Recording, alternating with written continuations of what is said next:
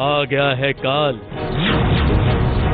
राजा और रानी का काल, जिसे स्वयं बड़ी दादी रानी लेकर आई है। और आते ही उसने तो राजा रानी के घर में हो रही इस शादी को बर्बादी में तब्दील कर दिया है। उसने पहला वार तो गायत्री पर ही किया था, लेकिन गायत्री के बदले ये दुल्हन शिकार हो गई।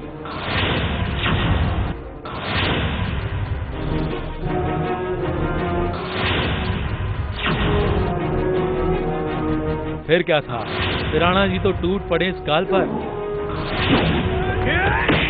लेकिन वो कहां जानते थे कि ये काल ही उनके काल का कारण बनेगा। इस लड़ाई के बीच गायत्री ने बंदूक चलाई, वो काल के बदले राणा जी को ही लग गई और हो गए राणा जी राम को प्यारे।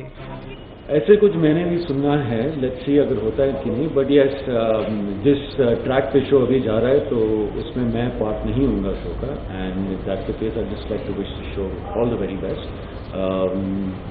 क्या होता है कि the show is bigger than all the characters and bigger than everyone, तो जब जरूरत नहीं होती है, अगर उनको लगता है कि ट्रैक कहीं और जाना होता है तो ऐसे एक्सेप्ट किया जाता है, और यहाँ पर भी ऐसे ही कुछ हो रहा है। So I wish the show all the very best. I have got something else lined up which I am very happy about. वैसे घायल तो गायत्री भी हुई है, लगता है राणा जी के साथ साथ गायत्री भी परलोक सिधार जाएगी।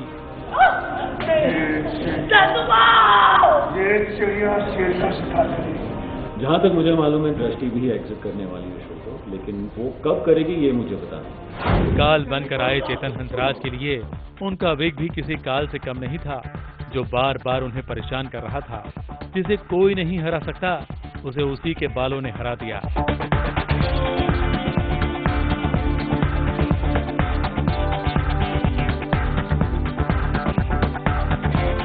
अब इस काल को दूर करने के लिए तो स्वयं महाकाल को ही आना पड़ेगा, लेकिन उससे पहले कहानी में लीप आएगा और राजा इंद्रवदन और रानी गायत्री का स्वर्गवास हो चुका होगा। मुंबई से कलीम सलमानी की रिपोर्ट।